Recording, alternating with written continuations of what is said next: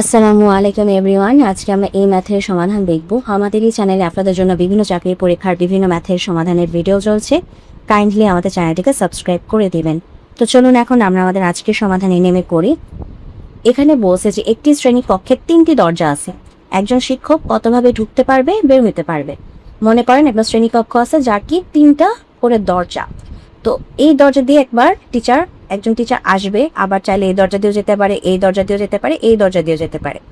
আবার মনে করেন এই দরজা দিয়ে আসলো, সে চাইলে আবার এই দরজা দিয়েও যেতে পারে, এটা দিয়েও পারে, এটা দিয়েও পারে।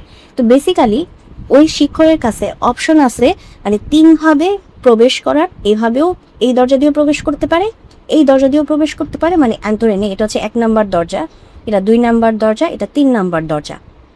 তো চাইলে শিক্ষক 1 নাম্বার দরজা দিয়েও ঢুকতে পারে, 2 নাম্বার দরজা দিয়েও ঢুকতে পারে, আবার 3 নাম্বার দরজা দিয়েও ঢুকতে পারে, মানে ঢোকার সময়। এখন মানে ঢোকার সময় তার কাছে অপশন কয়টা? ঢোকার সময় তার কাছে অপশন হচ্ছে 3টা। এখন ঢুকে গেল, মনে করেন যেখানে একটা দরজা দিয়ে ঢুকে গেল। এখন ঢুকে যাওয়ার পরে সে যে আবার ক্লাসরুম থেকে বের হবে, আবার তার কাছে বের হওয়ার অপশন কয়টা?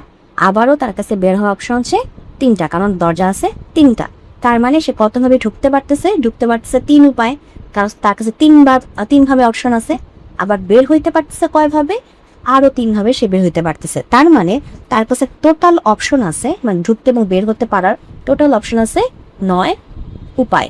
ঠিক আছে, এটাই হচ্ছে আজকের প্রশ্নের সমাধান। তো যদি ভিডিওটি ভালো লাগে অবশ্যই ভিডিওতে লাইক দিবেন, চ্যানেলটাকে সাবস্ক্রাইব করবে। ভালো থাকবে।